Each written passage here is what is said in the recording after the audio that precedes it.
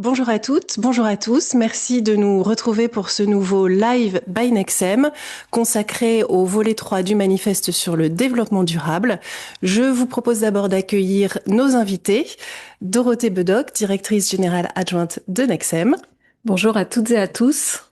Christian Berthuis, directeur général de la Fondation OVE. Bonjour à toutes, bonjour à tous. Emmanuel Afonso, directeur général des Papillons Blancs 76, également membre du bureau Nexem et président de la commission développement durable. Bonjour. Et vous avez tous les trois participé au COPIL Humanifest développement durable. Je rappelle aussi que comme lors de nos lives, vous avez la possibilité de commenter, de poser vos questions dans le chat. Donc n'hésitez pas à nous les poster et on prendra les questions au fur et à mesure. Alors avant de rentrer dans le vif du sujet du volet 3, Dorothée, est-ce que vous pouvez nous rappeler un petit peu la démarche initiale du manifeste dans son ensemble ? Oui, tout à fait, puisqu'en effet, nous vous présentons aujourd'hui le volet développement durable, mais il a été précédé de deux thématiques qui donc participent d'une démarche plus large de refonte de notre projet politique, de mise en lien avec les sujets d'actualité, pour se prononcer sur des sujets qui nous dépassent un petit peu, tels que le management ou le développement durable, ou même le financement et la gouvernance de notre secteur, puisque ces deux dernières thématiques ont fait l'objet des deux premiers volets, pour nous permettre d'être acteurs de cet écosystème en faisant des propositions, alors à la fois à l'adresse de nos adhérents, pour les aider à s'emparer des thématiques que nous avons jugé bon de traiter au travers de l'Humanifest, mais aussi à destination des pouvoirs publics, puisque c'est des éléments qu'on reprend pour nos plaidoyers et pour aussi faire savoir aux pouvoirs publics ce que notre secteur a à dire sur ces différentes thématiques. Voilà, donc c'est une démarche qui a commencé en 2023, qui va se poursuivre, puisque nous avons démarré un nouveau volet au moment donc où nous clôturons celui-là, qui est celui du numérique et de l'intelligence artificielle. Donc on vous en dira quelques mots à la fin pour vous annoncer le moment de la parution. Et donc ce nouveau volet de l'Humanifest sur le développement durable paraîtra, on vous l'annonce tout de suite, la semaine prochaine. Donc vous aurez l'occasion de le découvrir et de pouvoir donc vous en emparer pour le lire et en prendre connaissance plus en détail que ce que nous allons vous exposer ici pour ce live. Et Emmanuel, dès le départ du lancement du manifeste, il y avait une vraie volonté de rendre cette démarche collaborative et d'impliquer aussi les adhérents dans sa construction. Est-ce que vous pouvez nous en dire un mot ? Oui, on est, comme le disait Dorothée, on est sur le troisième numéro du manifeste. Donc, on a bénéficié de l'expérience des deux premiers.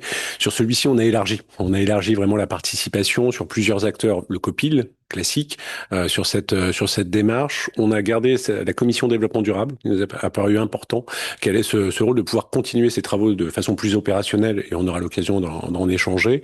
Et avec un rôle de moteur aussi dans cette manifeste, ils nous ont un peu poussé pour être plus ambitieux au niveau de cette commission. On a eu une ouverture avec des experts qui sont venus nourrir aussi notre regard en dehors de notre secteur, et ça c'était très très important, et ce pas de côté était majeur. Et un rôle aussi des délégations régionales. On a laissé beaucoup de place aux délégations régionales, un peu plus d'un mois, où chaque région a pu nourrir le document, le nourrir de façon quantitative évidemment, mais surtout qualitative, avec beaucoup de retours de terrain sur lesquels on pourra également échanger. Et puis Nexem, c'est une association, donc le bureau et le conseil d'administration, et qui ont été embarqués dans cette manifeste et qui donnent de la force à ce document. On a eu un conseil d'administration la semaine dernière, et cette manifeste a été approuvée à l'unanimité. C'est rare dans une instance démocratique, mais ça donne du poids aussi aux travaux qui ont été faits et qui seront présentés la semaine prochaine. Dorothée, vous l'évoquiez tout à l'heure, il y a eu deux précédents volets qui ont précédé celui-là sur le développement durable. Est-ce que vous pouvez nous dire deux mots de l'un et de l'autre ? Donc le premier sur la gouvernance, l'organisation et le financement du secteur, et le deuxième sur le management. Tout à fait. Donc gouvernance et financement pour commencer, parce que ça nous paraissait être la thématique eh bien la plus, disons la plus urgente dans la mesure, même si tous les sujets sont importants et sont d'actualité, dans la mesure où on vivait une période assez critique sur nos financements, puisque on a eu le Ségur.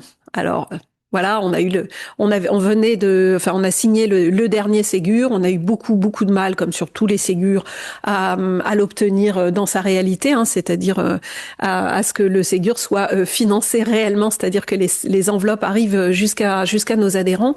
Donc la question du financement et de la gouvernance de notre secteur, c'est une question hein, qui existe depuis très longtemps, mais c'est vrai que à la faveur du Ségur, eh bien, elle a pris, disons, une autre acuité. Donc, il nous paraissait important, assez rapidement, de s'adresser au pouvoir public pour leur faire des propositions, c'est-à-dire que au-delà des moments critiques que nous pouvions vivre et que nous leur relations ou que nous leur relations souvent avec colère, eh bien, qu'on puisse aussi leur faire des propositions pour permettre, eh bien, de faire en sorte que ce soit plus facile pour nos associations d'obtenir les financements, dans la mesure où on a aussi des questions d'homogénéité hein, pour les associations multi-établissements qui se trouvent sur plusieurs régions de France.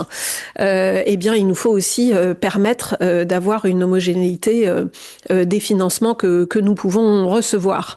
En tout cas, sur des mesures forfaitaires telles que le Ségur, c'est d'autant plus important et d'autant plus critique. Voilà, donc c'est un sujet qui reste d'actualité, hein, puisque voilà, on en parlait hier à la CPME. On va se positionner aussi sur la décentralisation, donc on a aussi porté nos positions auprès de différentes unions, fédérations qui sont d'accord avec nous pour dire aujourd'hui qu'il faudrait qu'on arrive à avoir un interlocuteur unique au niveau de l'État pour eh bien ne plus s'adresser aux multifinanceurs, quand bien même les responsabilités resteraient distribuées eh bien entre différents acteurs de la puissance publique, de façon à eh bien permettre l'accès facilité hein, et ne plus faire les frais de bras de fer entre les départements et l'État pour ne citer que cet exemple hein, parce qu'il y en a beaucoup d'autres. Donc voilà, donc ça irrigue nos positionnements. C'est un moment où on a vraiment pu se poser des questions qu'on se posait depuis longtemps, mais surtout commencer à apporter des réponses. On ne s'est pas prononcé sur tout. On va continuer les travaux pour justement aller un peu plus loin dans l'exploration des sujets et dans les réponses que nous allons pouvoir apporter. Donc il y aura une suite, hein, comme pour tous les humanifestes, hein, on prolonge avec de l'accompagnement, mais aussi évidemment on s'autorise, puisqu'on a commencé à maturer un sujet, on s'autorise à aller plus loin aussi, plus profondément dans l'exploration des thématiques qu'on a commencé eh bien à lister dans l'Humanifeste. Donc voilà, donc il y aura une suite probablement dans l'année. On a commencé à y travailler et on va aussi pour la présidentielle évidemment formuler des propositions, essayer de renforcer nos plaidoyers aussi sur la dimension du besoin de financement pour essayer d'illustrer eh bien de monétiser un petit peu aussi notre action pour montrer que nous ne sommes pas seulement un coût, mais surtout un investissement, hein, puisque c'est ce qui avait évidemment traversé les travaux de ce premier volet. Voilà, donc, eh bien, on vous donne rendez-vous pour la suite également sur ce sujet. Pour ce qui est du management, on travaille donc depuis plusieurs années sur la convention collective unique, même si, bon, voilà, on n'a pas eu l'enveloppe qu'on souhaitait et donc les travaux sont à l'arrêt sur la classification rémunération. On continue sur la santé pour essayer de passer d'autres thématiques dans l'intervalle en attendant de pouvoir avoir cette enveloppe. Néanmoins, on a levé à l'occasion, enfin, on a mis à jour disons, plus facilement auprès des pouvoirs publics nos problématiques d'attractivité hein, de façon plus générale et les problématiques que ça peut nous poser de façon plus générale en matière de management.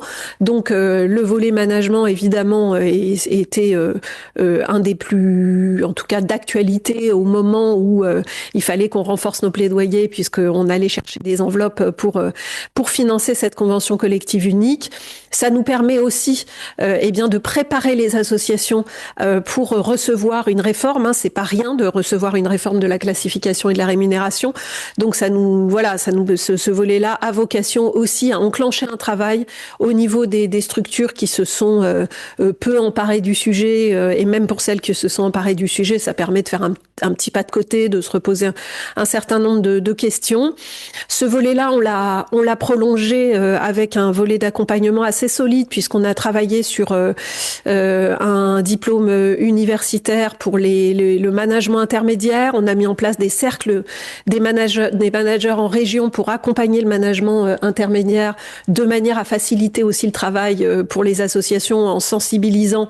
Et on a eu souvent des DRH ou des DG qui ont accompagné leurs équipes lors de ces cercles. Donc on fera un retour, mais ça a été extrêmement positif, puisque on a eu du monde, on a fait venir un expert à chaque fois pour aussi faire un pas de côté, comme on en a l'habitude aussi au sein de l'Humanifest. On trouve que c'est toujours intéressant aussi de dézoomer et d'aller écouter des experts ou des professionnels qui sont dans d'autres secteurs.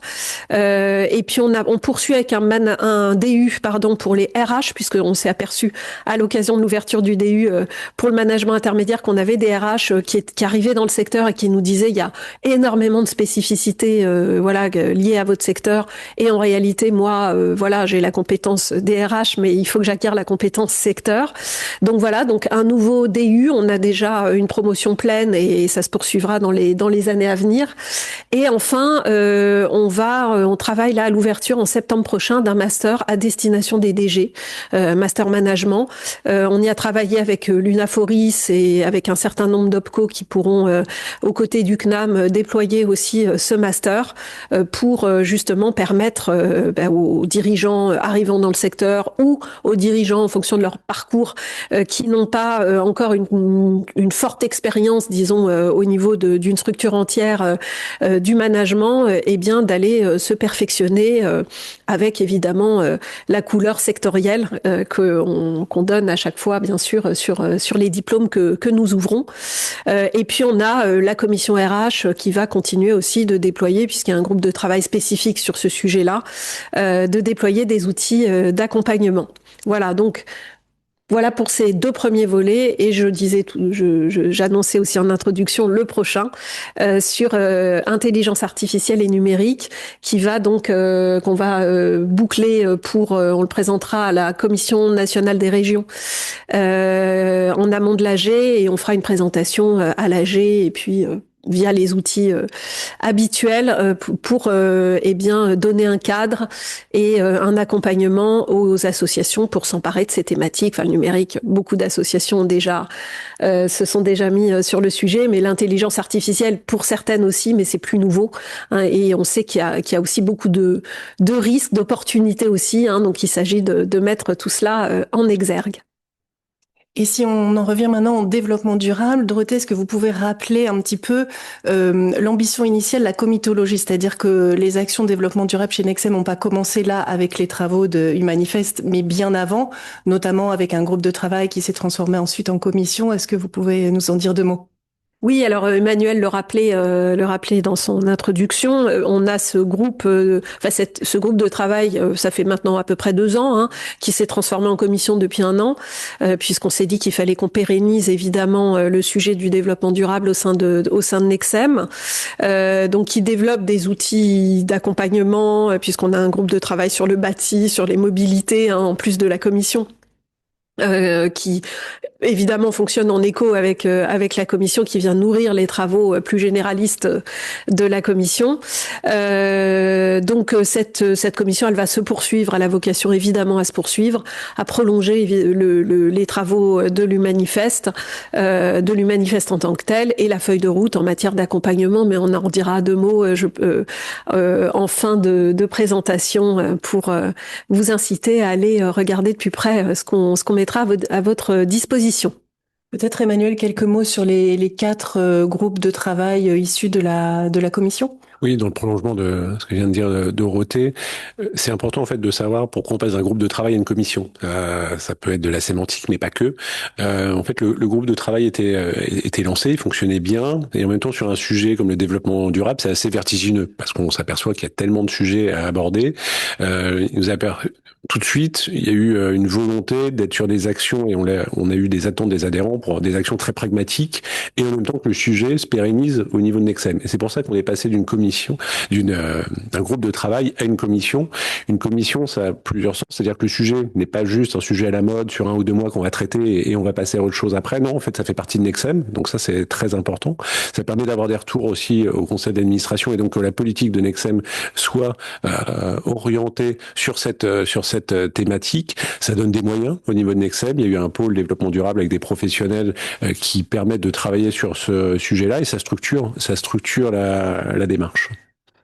Et concernant en fait l'approche qui a été la vôtre au sein de ce COPIL, comment se sont passés les travaux? Quel est un peu le profil des personnes qui composent ce COPIL? Diversifié et complémentaire au niveau du COPIL, en tout cas une attitude positive. J'ai trouvé au niveau des membres du COPIL une volonté d'aller de l'avant, de proposer des solutions qui seront dans cette manifeste, d'écouter l'autre, d'aller de l'avant. Ça c'était très important, mais aussi se dire on a une responsabilité. On a une responsabilité parce qu'on est aussi pollueur au sein de Nexem, et donc c'était déjà cette prise de conscience que le pollueur c'est pas obligatoirement l'autre, mais c'est aussi soi-même et comment on fait ça, qu'on a un impact sur la santé et qu'en même temps on accompagne les publics vulnérables et donc qu'on avait un rôle à jouer majeur sur cette thématique. Et je pense que c'est ce qui a embarqué tous les membres du COPIL pour aller de l'avant. Et Christian, c'est votre première participation à un COPIL Humanifest. Comment vous avez vécu les choses? Quel est votre ressenti? Alors, d'abord, le plaisir de se retrouver avec, de participer à un travail en commun avec des adhérents de Nexem. Effectivement, ça reflète toute la diversité, avec des secteurs, des publics, des tailles d'organisation, aussi dans le niveau d'avancement dans la démarche. Donc, ce temps de pouvoir échanger entre pairs, et là encore de manière tout à fait simple. Et puis, les travaux auxquels nous avons participé sont passionnants, foisonnants. Il y a beaucoup de production. Et en même temps, alors, ça nous permet de constater que nous avons déjà fait un certain nombre de choses, mais nous sommes incités à passer la vitesse supérieure. Ok, bah justement, passons à la vitesse supérieure en regardant les axes très concrets qui sont développés dans ce troisième volet. Dorothée, le premier qui s'intitule Agir plus et mieux. Est-ce que tu peux nous en expliciter les grandes lignes? Donc d'abord, c'est identifier les défis à relever pour commencer. Oui, alors effectivement, en fait, la démarche classique, c'est commencer par un diagnostic. Ça nous paraît essentiel, et je reviens aussi sur la nécessité pour notre secteur de se positionner. C'est que effectivement, comme beaucoup de structures, nous sommes pollueurs, mais on sait aussi que, eh bien, les premières victimes de la crise écologique, eh bien, ce sont les plus vulnérables. Donc, bien évidemment, qu'on doit se sentir concerné. Ne serait-ce qu'à ce titre, par ce sujet-là, et en tout cas que nos associations ne créent pas encore plus de vulnérabilité, puisque bien évidemment ce serait contraire à sa mission. Voilà, donc ça a été un axe fort aussi de nos travaux, et puis de la décision quand ça avait été travaillé, puisque ce sont les délégations, enfin un séminaire des délégations régionales qui avait permis eh bien de lister les thématiques qui ont été ensuite votées au conseil d'administration. Ça avait été un argument fort pour dire voilà, ce volet-là doit arriver, et doit arriver rapidement de ce fait-là. Voilà, donc après les constats, alors évidemment au niveau disons planétaire français, des liens incontestables entre eh bien la dégradation de notre planète et les indicateurs de santé, donc là encore eh bien il y a une corrélation directe qui a été démontrée et qui doit permettre de conscientiser évidemment tout le monde sur la nécessité de se mettre au travail. Donc avec un premier diagnostic pour savoir, eh bien par quels sont les facteurs de pollution et qu'est-ce qui va permettre, permettre de lister ensuite les actions pour, réduire, se fixer des objectifs. Nous, ce qu'on recommande évidemment dans le mode d'action, c'est de sensibiliser le conseil d'administration, c'est-à-dire que si la démarche de diagnostic est très pratique puisque elle se fait au niveau du terrain, il doit y avoir une implication politique pour que, on le recommande d'ailleurs régulièrement dans chacune des démarches. C'était le cas aussi pour le management, même si les administrateurs sont pas là pour manager ou pour décliner un plan, une feuille de route pour agir ensuite sur l'environnement et faire que la structure soit moins pollueuse. Il faut évidemment qu'il y ait une conscientisation et une explication des démarches qui vont suivre le diagnostic. Et ce, sur toute la chaîne managériale. C'est pour ça que nous on recommande aussi beaucoup de formations des équipes, donc des managers bien sûr. On fait la préconisation, par exemple, que toutes les formations comportent, quel que soit le sujet, des éléments sur le développement durable pour sensibiliser, pour acculturer, mais aussi pour permettre, pour outiller, pour mieux agir. Donc des formations spécifiques, mais aussi des sensibilisations réalisées dans chacune des formations, que ce soit continue ou initiale. Voilà, donc ça c'est un point important, pouvoir s'appuyer sur toute la chaîne managériale, sensibiliser les équipes, parce que c'est des gestes aussi de chacune des équipes. Ça comporte aussi des contraintes, donc il faut faire accepter. C'est tout le monde évidemment. Aujourd'hui, je pense que globalement, on peut se dire que il y a une conscience quant au fait qu'il faut agir. Néanmoins, ça comporte des contraintes et les contraintes, elles sont toujours plus ou moins bien acceptées et mieux elles sont expliquées. Plus on fixe un cap qui est lisible par tous, plus chacun acceptera de se contraindre un petit peu ou beaucoup pour permettre l'atteinte de ses objectifs. Voilà. Et si je reviens sur les personnes, il y a évidemment dans le projet associatif la question aussi de l'autodétermination pour que le développement durable fasse bien partie aussi de l'avenir des personnes accompagnées et d'un élément d'autodétermination. Donc de lier ça aussi au projet associatif, puisque les personnes accompagnées doivent savoir aussi ce qui est mis en œuvre dans l'association et l'accepter et le permettre aussi d'en faire un élément de liberté et d'autodétermination comme chacun des citoyens qui souhaitent agir et en tout cas avoir un impact sur son environnement. On a également mis en exergue dans l'Humanifest le fait que il y a eu des études qui ont été faites en matière de management qui montrent que les structures qui ont une action en matière de RSE et de développement durable arrivent mieux à recruter, sont plus attractives puisque c'est un élément alors c'est pas le seul élément déterminant, mais c'est un facteur qui montre que l'association est dynamique, qu'elle souhaite agir positivement au-delà de sa stricte mission, mais se présente bien comme un acteur faisant partie d'un écosystème. On est en plus souvent dans bon nombre de territoires, on est le premier employeur, donc on parle beaucoup de désindustrialisation et de désert dans certaines régions, au niveau de en termes économiques, donc nous sommes à la fois un acteur économique, mais on est souvent un acteur de cohésion. Et donc, on doit aussi, on maille de plus en plus avec le secteur de l'entreprise aussi. Et donc, on doit se présenter comme un acteur qui est là aussi pour permettre des actions que d'autres acteurs ne peuvent pas prendre en charge. Et ça, c'est à l'adresse des pouvoirs publics qui doivent accepter aussi d'investir de manière à ce que nos structures puissent porter aussi au titre, plus largement de la région, puisqu'on fréquente aussi bon nombre de familles dans les régions où nous sommes. Donc ça permet aussi d'irriguer, disons, des pratiques et une réflexion sur ces sujets-là, sur le sujet du développement durable. Voilà, donc bien s'inscrire dans l'écosystème, bien afficher, permettre d'agir au niveau à la fois des personnes accompagnées, des familles qui sont autour, de toute la chaîne managériale, du politique jusqu'à chacun des salariés pour décliner et mettre en œuvre les actions qui seront choisies par les associations en fonction de ce qu'elles peuvent faire. Parce que ça, c'est important aussi. On a vraiment fait attention de pas culpabiliser les structures qui ne se sont pas encore mis sur ces sujets-là, parce que il y a aussi des préoccupations et des spécificités pour chacune des associations.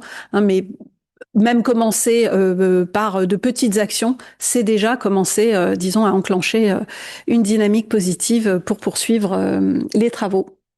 Voilà, donc voilà ce qu'on a cherché à mettre en exergue en introduction sur le premier axe qui a été développé et que vous pourrez lire la semaine prochaine. Et merci Dorothée. Le deuxième, qui a été appelé définir la stratégie et transformer nos organisations, revient, comme on le disait, à faire du développement durable un pilier structurant en fait des projets stratégiques, des structures. Alors en effet, on a recherché comment nous pouvions installer durablement la notion de développement durable dans ce que nous avons à notre disposition. Alors il y a 3 niveaux qu'on a identifiés. D'abord, bien sûr, le projet stratégique et le projet d'établissement, puis les CEPOM, quand nous sommes en mesure de pouvoir les signer, mais aujourd'hui c'est d'installer. Et puis 3e niveau sur les appels à projets. C'est les 3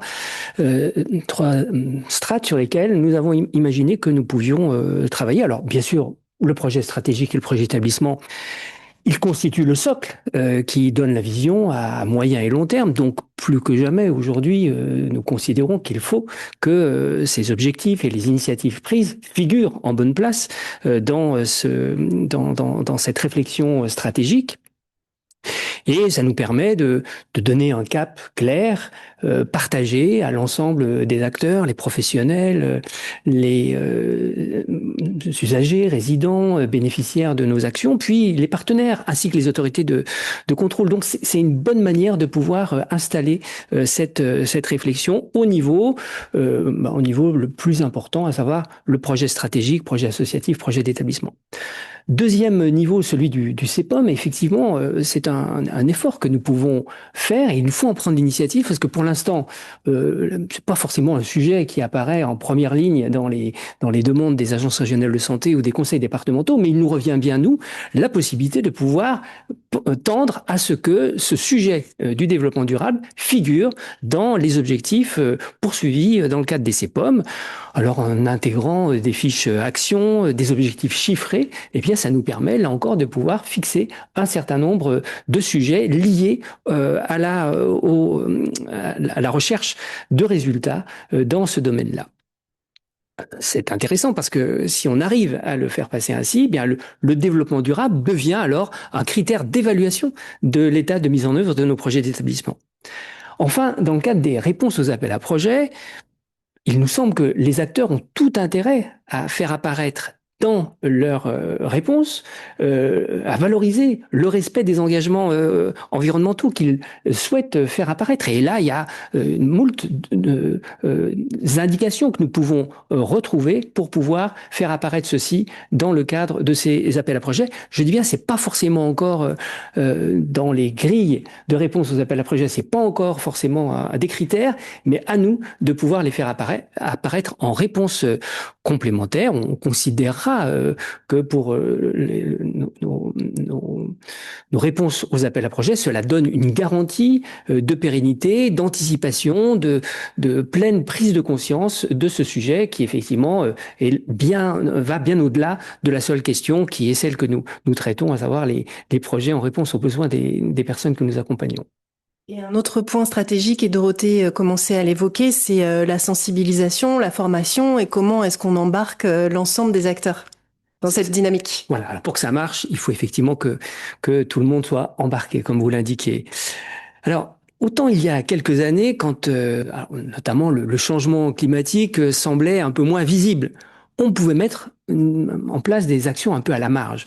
Alors à la Fondation VE, on avait organisé un festival de sensibilisation au développement durable. Très modeste, hein, très modeste, mais qui avait cet intérêt de pouvoir être une représentation dans chacun des établissements qui s'inscrivaient dans cela. Donc, une première sensibilisation qui était intéressante. Aujourd'hui, au vu de l'ampleur des transformations à apporter et de leur coût en argent, en temps, en engagement, il faut plutôt réfléchir de manière systémique. Et effectivement, pour garantir cohérence et embarquer l'ensemble des parties prenantes, il faut formuler un engagement développement durable dans les projets associatifs et d'établissements qui apparaissent comme étant un levier indispensable, comme je le disais un peu plus haut. Alors, il est important et peut-être même crucial que cette dimension-là s'articule complètement avec l'accompagnement des publics qui sont sensibilisés ou qui sont intéressés par les sujets que nous apportons. Effectivement, l'accompagnement des publics, c'est d'abord notre priorité, bien sûr, mais il est intéressant de vouloir voir comment ces projets-là peuvent apparaître, cette notion de développement durable va apparaître dans la structuration de tous nos documents, par exemple dans les rapports annuels de fonctionnement que nous mettons en place, que nous publions chaque année. Eh bien, il y a un chapitre consacré à ce sujet-là dans les rapports commis par les établissements. Et je rebondis parce que là, on a quelques questions en effet sur ces sujets de sensibilisation, formation et des salariés et des personnes accompagnées. Vous nous avez donné quelques premières pistes. Emmanuel, au papillon blanc, qu'est-ce qui est mis en place, par exemple? Je vais prendre plusieurs exemples. J'en prends un qui me paraît important. Comme l'a dit Christian, il y a eu beaucoup d'actions dans le temps de mener. Il y en a une où on a mis une application, ça s'appelle Ma Petite Planète, et on est parti sur cette application qui normalement est un public plutôt scolaire ou plutôt entreprise. Donc souvent le milieu associatif, on ne sait pas où on est. Donc on s'est dit, on va tester cette application et pour voir exactement ce qu'il en était. L'objectif, c'était des défis pour les personnes accompagnées, mais aussi pour les professionnels. Et donc, c'est sur un mois, ça va être des plantations, ça va être une aide sur l'alimentation, est-ce que je suis dans le gaspillage ou pas, un accompagnement sur ces sujets-là. Et au bout d'un mois, on avait des gagnants, 3 gagnants, avec des prix, une balade en voilier et autres. Et en fait, on s'est aperçu à travers cette petite expérience qu'on a pu embarquer les équipes, les personnes accompagnées, et que ça a mis vraiment une dynamique positive. On parlait de pas culpabiliser, mais en fait, c'est comment on s'améliore, comment on améliore la santé et comment on améliore le quotidien. Mieux manger, ça améliore la santé. Donc à travers cette action, on a eu des retours très positifs. On le fait tous les 2 ans pour que ça reste sur une dynamique. Et c'est vraiment important que les personnes accompagnées soient, on est souvent au centre du dispositif et autres, mais soient au centre de nos actions et soient acteurs justement dans cette démarche. Et Christian aussi, ce qui est important quand on met en place la stratégie, c'est de partir d'un diagnostic, d'un état des lieux, et qui va nous aider après à avancer. Alors, c'est évident, hein, comme dans toute démarche de projet, partir d'un état des lieux alors participatif constitue une première étape précieuse pour disposer d'une vision partagée de la situation à l'instant T. Alors, il faut le réaliser avec la contribution de tous les acteurs et permettre d'identifier ce qui est déjà en place, de le valoriser, effectivement. Appuyons-nous sur ce qui fonctionne bien et puis repérer les marges de progression. C'est le point de départ indispensable pour mesurer les progrès dans le temps, rendre compte de manière transparente. Là aussi, c'est important de communiquer sur ce qui est fait, ce qui est réalisé, ce vers quoi nous allons. Et puis, alors, les diagnostics flash, bilan carbone simplifié, peuvent constituer des entrées en la matière assez simples à mettre en place. L'ANAP propose également un autodiagnostic développement durable qui peut être un point d'appui pour démarrer ce temps de diagnostic. Et pour s'inscrire dans une dynamique d'amélioration continue, une autre phase essentielle aussi, c'est le pilotage de tout ce qui est mis en œuvre. Oui, alors effectivement, là encore, comme pour toute démarche de projet, finalement, le pilotage va être prépondérant dans la manière dont la démarche peut réussir dans le temps, parce que là, on est sur un sujet développement durable qui nécessite de disposer d'un calendrier qui ne va pas s'arrêter à un temps fini. Là, on voit bien qu'on est engagé dans une démarche qui nécessite alors un pilotage transverse, effectivement, et pourrait dire aussi qu'il doit être porté par l'ensemble des responsables, hein, là encore que les administrateurs, présidents, bureaux, direction générale, tout le monde se sente bien concerné par ce sujet et soit capable de le porter de manière à ce que personne ne puisse considérer que cette démarche va être alors soit un gadget, ce n'est pas plus le cas aujourd'hui, hein, mais néanmoins, ça, il y a quelques années encore, on pouvait considérer que ceci pouvait apparaître quelque chose de finalement pas le plus important, alors qu'aujourd'hui, ça devient, comme on l'a dit tout à l'heure, très, très structurant. Donc, cette démarche transversale. Et puis, là aussi, on vient de l'exprimer, comment on implique toute la ligne managériale, parce que là aussi, il faut que tout le monde se sente concerné. Dans un codir d'une petite ou d'une grosse organisation, eh bien, tous les acteurs doivent se sentir concernés par cette démarche-là. Et sur ce sujet du pilotage, justement, on nous demande si vous avez des exemples d'indicateurs de suivi en matière de développement durable que vous avez mis en place et que vous pouvez regarder dans le temps pour voir comment ça évolue, comment les progrès avancent. Alors sur la manière dont nous allons pouvoir identifier ce que sont les indicateurs, en fait on s'est rendu compte que là il fallait avoir des indicateurs faciles à identifier et que c'est ceux qui vont parler aux gestionnaires, aux responsables. Et là il faut se méfier d'avoir des indicateurs trop complexes ou qui ne sont pas suffisamment signifiants pour les acteurs qui sont concernés. Donc, on a repéré bien ce qui pouvait être alors la question des consommations, des mètres carrés aussi utilisés par les personnes. Autrement dit, par exemple, avoir une approche aujourd'hui qui va être de considérer que lorsqu'on a des mètres carrés, tous les mètres carrés, ils vont être chauffés, entretenus. Et bien, d'un seul coup, on va pouvoir réfléchir en se disant, est-ce que il est bien indispensable que toutes ces surfaces-là soient bien utilisées seulement par une personne ou une équipe une ou deux fois par semaine? Est-ce que là, il n'est pas nécessaire? Donc, vous voyez, des indicateurs qui vont venir vraiment interagir avec l'activité des professionnels. Et je dis vraiment que là encore, quand sur les consommations d'énergie qui nous ont bien occupés ces dernières années, effectivement, là encore, pour que chacun se rende compte de l'impact qu'il avait, effectivement, le relevé des consommations a été parlant. Pas les coûts, mais les consommations. Peut-être en exemple plus sur les mobilités.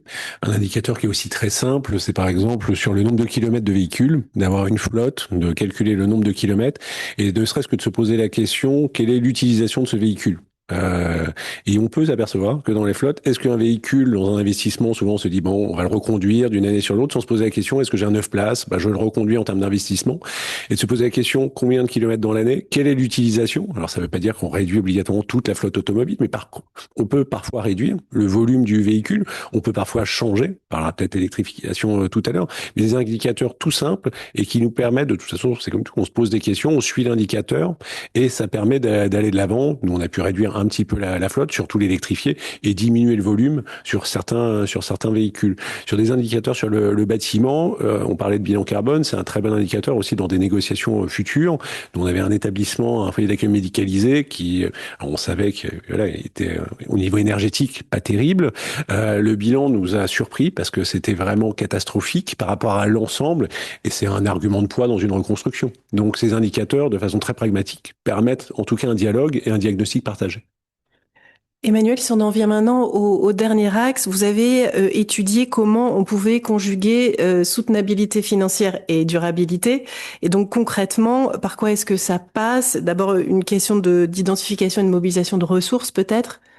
Oui, quand on a travaillé au niveau du manifeste sur ce sujet, le premier réflexe, ça peut être de se dire, on est un secteur qui est traversé par différentes crises, dont une financière, et ça peut être de se dire, en fait, j'ai pas les moyens, donc je ne fais rien. Ça, c'est le premier réflexe qu'il faut dépasser. Donc, au niveau du manifeste, on s'est dit, là, on a un sujet. Il faut qu'on le traite. Il y a des études aussi très précises qui montrent que le coût de l'inaction coûte plus cher que d'être acteur dans ces thématiques-là. Il y a quelques années, on a été traversé, on l'a encore un peu, par la crise énergétique suite à la guerre en Ukraine. Et les principaux fers de lance du développement durable, c'était pas les DG, c'était pas les présidents, ce sont devenus les DAF qui se sont dit comment je peux réduire mon empreinte énergétique, comment je peux baisser les consommations et comment ce sujet-là nous traverse. Donc on a, partant de ce constat, on s'est dit ce sujet, il faut qu'on l'investisse avec un premier thème sur identifier et mobiliser les ressources. parler de CEPOM, on a dans le CEPOM des investissements et c'est comment on se pose la question dans les limites de chacun, mais quand même de se dire comment on peut verdir une flotte automobile, comment on travaille sur le bâtimentaire, comment on travaille sur la gestion de ses achats et comment on fait un plan d'investissement qu'on va défendre au niveau des autorités. Et comme tout, on essaye de trouver un compromis, mais c'est important d'avoir cette phase-là et pas d'être dans une reproduction d'un investissement de 5 ans, de repartir sur 5 ans avec un peu les mêmes sommes et autres. Donc ça, c'est très important, c'est un travail minutieux sur lequel on a encore des moyens d'agir qui sont importants. C'est aussi mobiliser des fonds propres aussi sur certains projets. On peut avoir des fois dans des bâtiments des fonds propres pour réinjecter, mais aussi faire un calcul à long terme au niveau énergétique.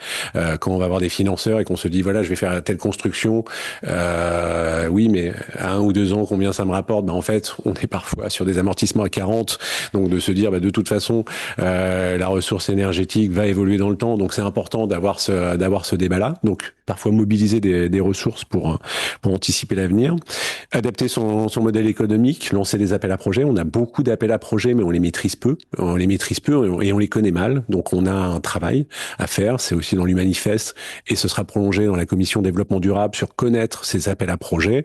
Je prends un exemple en Seine-Maritime. On a le département qui a lancé un appel à projet. Il finance sur 80%, sur des LED, sur la gestion de l'eau, sur tout ce qui est électrification avec des bornes électriques, parce qu'on a beau réfléchir sur un changement des véhicules, mais si on n'a pas les bornes, on va pas aller très loin. Et donc, il y a 80%, mais l'association met 20%. Donc, c'est un choix aussi politique de se dire, est-ce qu'on va... Voilà. Donc, c'est un exemple d'appel à projet. Il y en a beaucoup d'autres sur le territoire, mais parfois, on a une connaissance un peu éparse de tous ces sujets-là. Donc, on a à travailler là-dessus.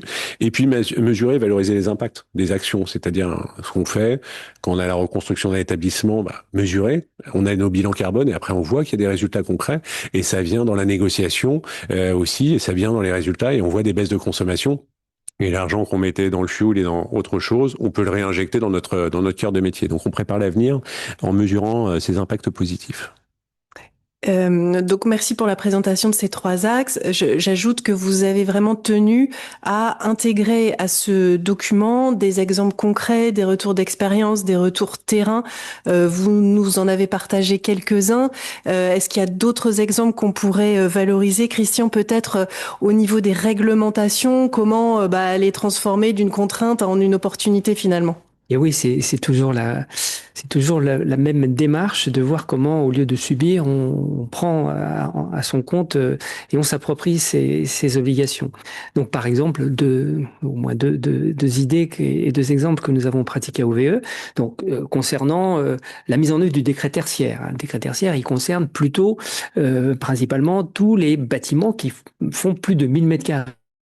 Eh bien, le choix qui a été fait à la Fondation OVE, c'était de se consacrer sur l'ensemble du parc des établissements, même si, évidemment, les rénovations qui vont suivre vont nécessiter des études techniques et des études de faisabilité financière ultérieures. Mais il y a eu cette volonté de prendre la totalité du parc.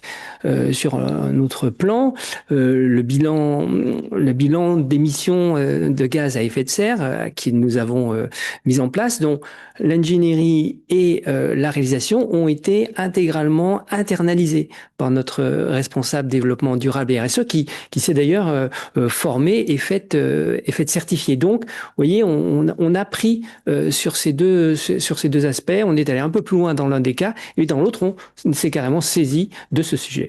Et vous allez plus loin aussi au niveau de votre base de données carbone. Et oui, parce que grâce à ce que nous avons fait, on a pu réaliser notre propre base de données carbone qui recense l'ensemble de nos données et donc permet de s'en saisir. Et là aussi, tout à l'heure, on cherchait comment arriver à mobiliser l'ensemble des acteurs, des managers, mais aussi des professionnels qui vont avoir ces éléments sous les yeux. Et bien comment, effectivement, ils peuvent se les approprier, s'en saisir et ainsi agir sur eux. Et donc, ça nous a permis d'identifier, eh bien, là encore, quelques éléments intéressants, le nombre de kilomètres parcourus que indiquait Emmanuel. Un autre sujet en complément sur le taux de repas sans protéines carnées. C'est un sujet sur lequel, là encore, on sait qu'il impacte fortement, qu'il est une manière de pouvoir avoir une influence sur la décarbonation. Et bien ça, c'est un sujet qu'on a réussi à mettre en œuvre avec les équipes de restauration, bien sûr, la partie diététique qui évidemment est suivie, et puis le développement durable. Donc, vous voyez, trois approches qui ont permis de combiner et aujourd'hui de réduire cette consommation de produits carnés dans l'ensemble des établissements. Et voilà, l'impact semble bien compris. L'impact d'abord est bien identifié, et deuxièmement, ces manières de faire semblent aujourd'hui voilà, bien acceptées par les consommateurs. Je rebondis sur ce volet un petit peu alimentation parce qu'on a une question en fait sur les circuits courts, les achats locaux. Est-ce que c'est facile à mettre en place? Est-ce que là aussi, l'un ou l'autre, vous avez un retour d'expérience à partager?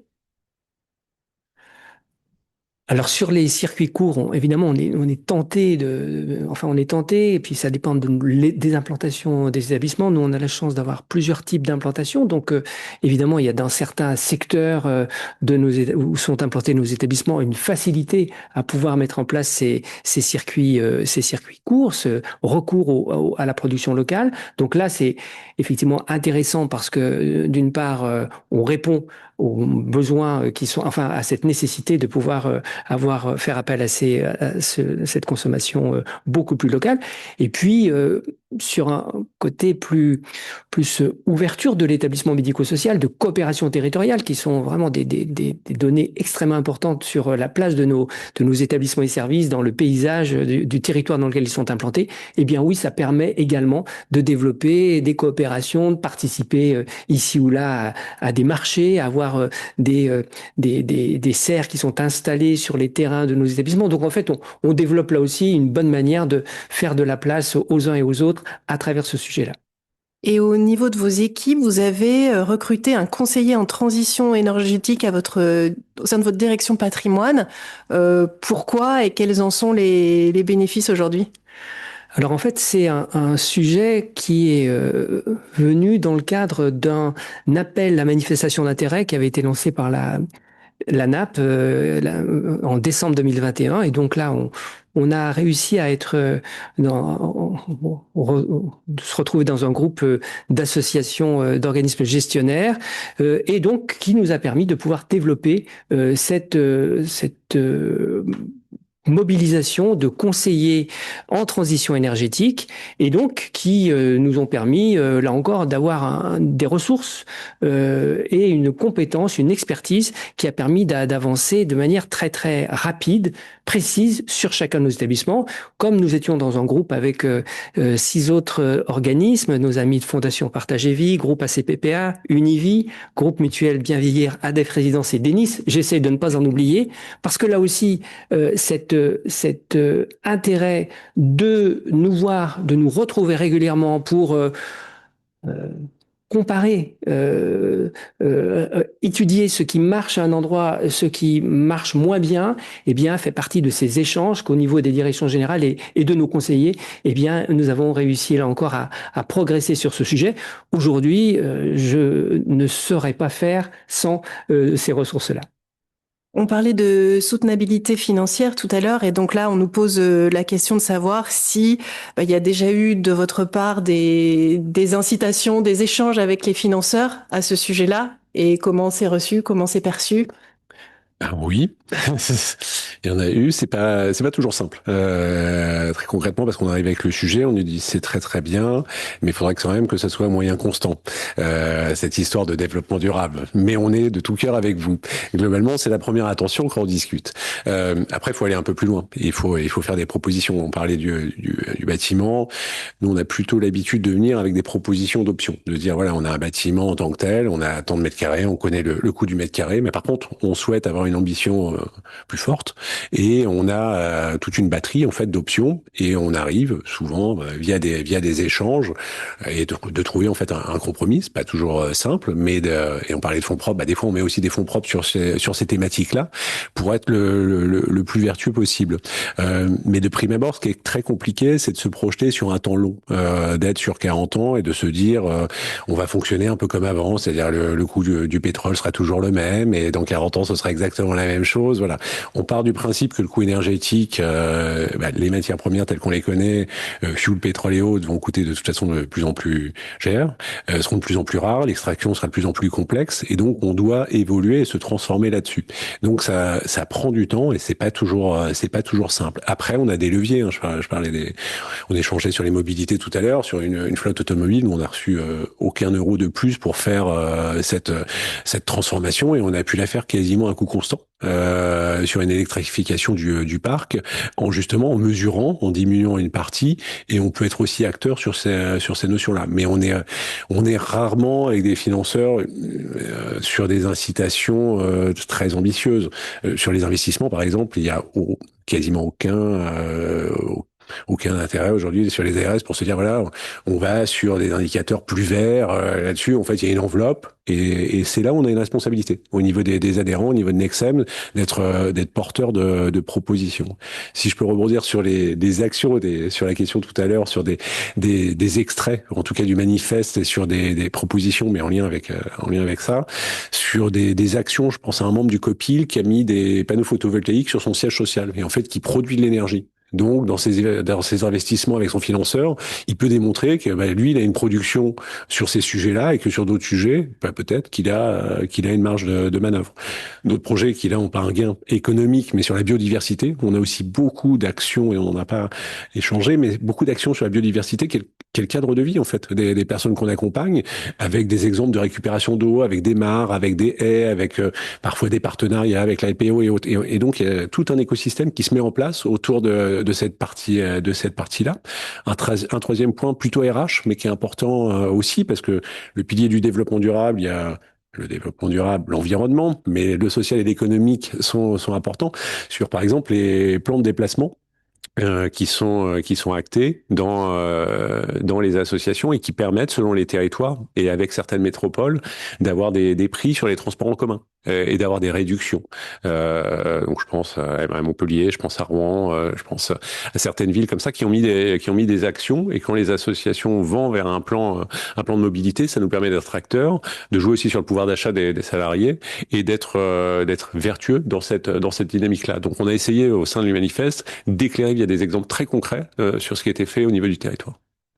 Et en complément donc des préconisations et des propositions qui sont portées dans Humanifest, la Commission développement durable et le pôle développement durable ont travaillé à une feuille de route pour inspirer, aider les structures à passer à l'action. Est-ce que vous pouvez nous détailler un petit peu ce qu'on pourra y retrouver? Oui, alors il va nous falloir 2 heures de plus. La première, c'est la culture de la transformation écologique. On l'a un peu dit au travers de nos échanges, mais si on n'a pas un conseil d'administration, une direction générale qui est porteur de ce sujet-là, ça va être très compliqué. Donc il y a vraiment ce besoin-là. On a depuis le lancement des travaux du manifeste beaucoup de demandes au niveau des conseils d'administration pour des interventions, pour se dire en fait, je suis en train de revoir mon projet associatif, il n'est pas du tout à l'intérieur, et en fait peut-être que ce serait intéressant de le faire. Et quand on échange, en fait, les acteurs font énormément d'actions, mais ils n'ont pas structuré finalement ce pilotage. Donc c'est comment on transforme en tout cas cette culture-là. C'est le point numéro 1. Si on n'a pas ce point-là, le reste on pourra pas l'effectuer. Un accompagnement adapté des personnes. On l'a dit aussi, comment elles interviennent. Les bâtiments et les équipements. Parce que là, on a une marge importante d'évolution. Alors, on fera pas toutes nos structures, très clairement. Par contre, on pourra en adapter certaines. On a tout un système du domicile aussi. Donc, il y a une partie du bâtiment qui évolue. Donc, comment on s'interroge sur ces notions-là. On a les déplacements, qui sont une partie très importante de nos structures via des plans de mobilité. Mobilité des professionnels, mobilité aussi à l'interne, mobilité comment on va à l'extérieur, toutes les trajectoires. Alors, ça va par des transports en commun, ça va par du covoiturage, la politique des achats. Comment je m'interroge sur mes achats. On parlait de l'alimentation au circuit court, mais les achats, est-ce que je continue à acheter très loin, ou est-ce que je m'interroge sur les entreprises au niveau local? Peut-être que notre partenariat renforcé avec les CPME justement ira dans ce sens-là. La gestion et le traitement des déchets, c'est-à-dire comment je fais pour avoir le moins de déchets possible déjà à la base, mais comment je les traite. quand j'en ai. La biodiversité, la gestion des risques, l'alimentation saine, on en a parlé. Le prochain numéro du manifeste, mais qui doit être en lien, c'est-à-dire le numérique et l'intelligence artificielle. Il ne faudrait pas qu'on fasse un bel manifeste sur le développement durable et qu'on pollue énormément via le numérique. Donc on a une question aussi de lien et de cohérence sur une sobriété numérique. Donc en allant vers le numérique, mais comment on peut travailler aussi sur cette sobriété numérique, faire progresser le volet RSE. Et puis un point important au niveau de la commission sont les partenariats. C'est de se dire qu'en fait on va pas travailler seul dans son coin.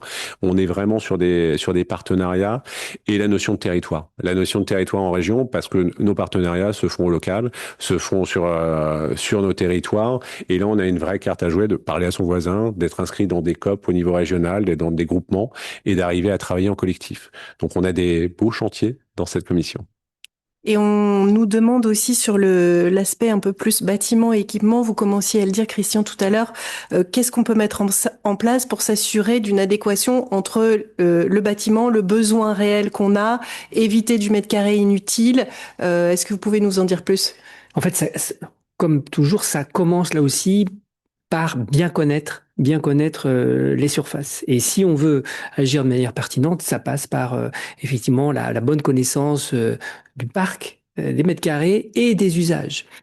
Et les usages d'aujourd'hui et de demain. Et on est tous concernés par la transformation de l'offre. Effectivement, ça a un impact. Ça a un impact. Et le temps de l'immobilier est bien plus long que celui du temps de la transformation de l'offre. Donc, il faut que nous puissions adapter nos surfaces à ces changements de fonctionnement qui sont attendus de notre part. Alors, nous, ce qu'on essaye de partager, tout à l'heure j'ai commencé à l'indiquer, c'est faire preuve de pédagogie aussi avec les équipes de professionnels. Quand on a un changement, une évolution, une installation de nouvelles activités dans un établissement, eh bien effectivement, on arrive aujourd'hui à bien identifier l'impact écologique du mètre carré inutile en fait. C'est-à-dire que voilà, on se rend compte de ce que va coûter le mètre carré qui n'est pas forcément nécessaire au fonctionnement de l'établissement. On a connu, certains d'entre nous, les nécessaires bureaux pour chacun des professionnels, même s'ils venaient peu dans la semaine de fonctionnement d'une structure, mais il fallait avoir un bureau. Aujourd'hui, on arrive, grâce à cette prise en compte du développement durable et du coût, eh bien, on arrive à pouvoir travailler ceci de manière plus compréhensible par les équipes de professionnels. Et là aussi, on progresse. Nous, on voit bien que aujourd'hui, sur la production d'un programme d'établissement médico-social, les surfaces en mètres carrés sont bien inférieures à ce que nous connaissions il y a encore quelques années. Ce qui est aussi intéressant, c'est que, un peu comme le préconise Emmanuel, l'idée de pouvoir déclencher des coopérations avec l'environnement, que ce soit d'autres organismes médico-sociaux, pourquoi pas, mais aussi avec le fait des autres acteurs sur un même territoire, va permettre de pouvoir mutualiser, mettre à disposition des locaux. Et là, donc, on a aussi un impact très indirect sur le bon fonctionnement de l'établissement. Et au sujet des coûts et des financements, vous, quel retour d'expérience vous faites, par exemple, sur les C2E, les certificats d'économie d'énergie? Alors, c'est vrai que si on arrive on préconisera bien d'avoir ce réflexe de savoir les mobiliser. Alors, mais effectivement, le temps n'est pas toujours le bon moment entre le besoin de l'établissement et puis l'opportunité des certificats d'économie d'énergie.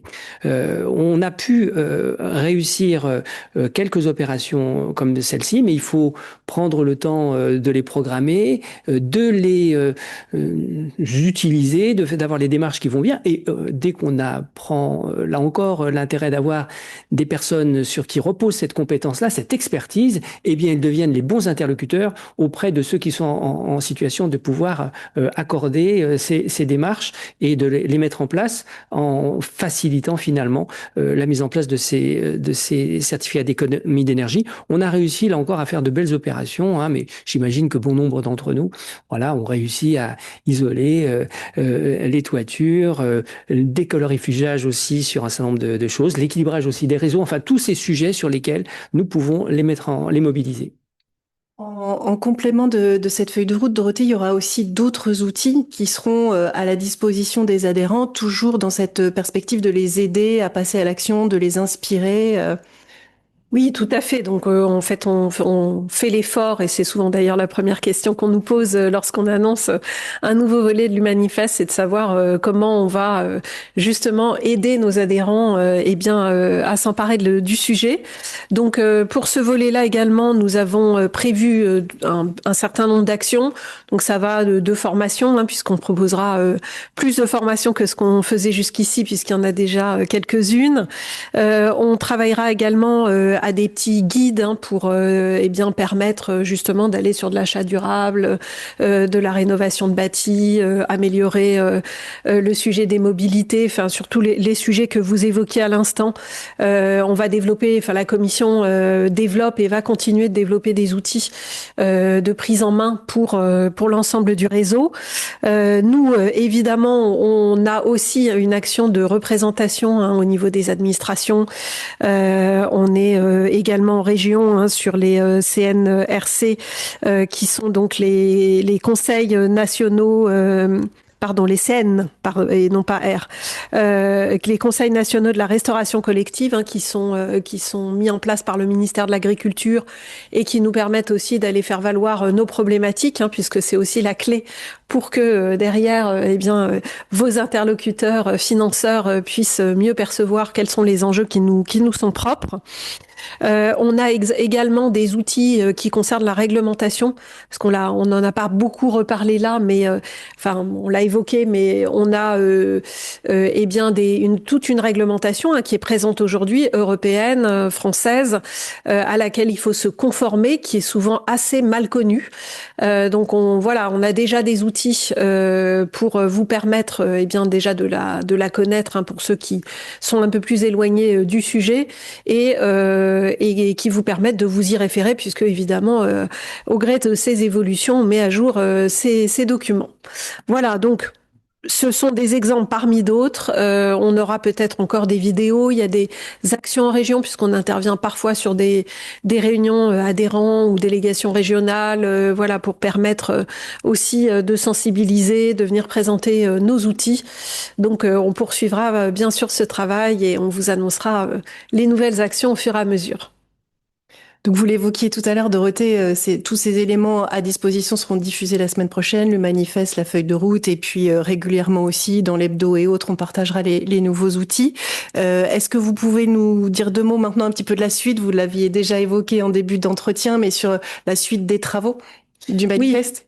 Oui. Alors, je disais tout à l'heure que nous avions commencé effectivement sur le numérique et le développement durable, en faisant le lien avec ce volet-là, puisque ça nous met d'autant plus la pression pour justement donner un cadre qui permette un développement de se saisir des opportunités du numérique et de l'intelligence artificielle qui sont évidemment extrêmement nombreuses à la faveur des associations en tant que siège sur le volet administratif, mais aussi auprès des personnes accompagnées, puisque on sait qu'il y a déjà de nombreux outils qui permettent de pallier un certain nombre de handicaps, par exemple, et qui vont évidemment être de précieux outils pour faire évoluer l'accompagnement au sein des associations. Néanmoins, bien sûr que c'est aussi un facteur de pollution, donc il faudra, c'est aussi pour ça, ça fait partie des risques, c'est pas le seul évidemment, il y a tous les risques de cybersécurité, on va entrer dans une année de campagne présidentielle avec des risques qui vont s'accroître aussi sur ce volet-là, donc il arrive à brûle pour point, mais le volet développement durable, on est bien sûr et quand on parle de sensibiliser toute la chaîne managériale, c'est bien de ça dont il s'agit, puisqu'il faut aussi sensibiliser sur les pratiques évidemment professionnelles, mais aussi personnelles, puisque l'entreprise et les associations évidemment ont un rôle à jouer à ce niveau-là aussi. Voilà, donc on développera l'ensemble de ces aspects. On a eu une première réunion du COPIL, on en a une début février, semaine prochaine, pour poursuivre les travaux, et on a vocation vocation donc à montrer un premier document, enfin un plan détaillé au conseil d'administration de fin mars.